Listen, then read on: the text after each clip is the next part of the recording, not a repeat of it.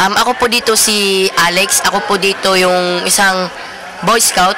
Ako po ang Boy Scout hero dito. Siyempre, English. At ano pa ba? Mabait na bata. Matulungin. Ayun lang po. Hindi ka ba nahirapan sa role mo rito dahil ang balita namin English ang lengguwaheng ginamit? Opo. Sa una po, talagang mahirap po kasi. Kasi po no, bago po ako mag-shooting po nito, galing pa po ako ng ng taping ng Amaya, ng GMA7 po. Kaya ang salita ko po doon, yung pure Tagalog talaga. Kaya nahirapan ako mag-English pa noon. Pero sa umpisa lang naman po, yung sa huli-huli naman po, na-improve naman po yung pagsalita ko ng English. O, kasi yung mga dati mong ginawang pelikula, lahat Tagalog eh. Hindi pa talaga ako gumagawa ng English film. First time pa lang talaga to. So ano yung expect o asahan ng mga manonood dito sa pelikulang Pinoy Super Kid? Marami silang matututunan dito. Maraming, lalo sa mga bata, lalo na po sa mga Boy Scout na bata, yan. Marami rin po silang matututunan dito. Kasi punong-puno po ito ng aral, emosyon. Andito na po lahat. Opo. Sabihin mo rito, ano bang role mo rito? Ikaw ba yung katulad ng mga Captain Barbell? Ganun ba yun?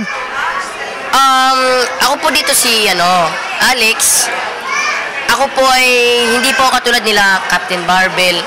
Kumbaga ako po dito, siya bilog siya, may anting-anting kumbaga. May anting-anting ako dito.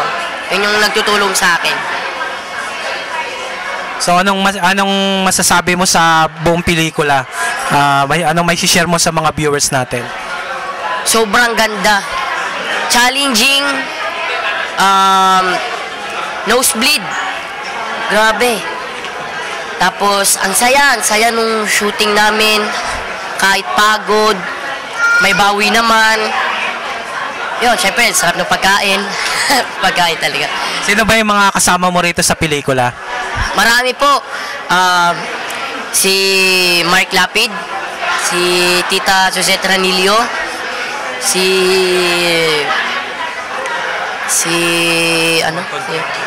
Mon Confiado, sino pa ba? At marami pa pong iba sila, Tito Amay Bisaya, Ayla Mendero, Gerald Aceron,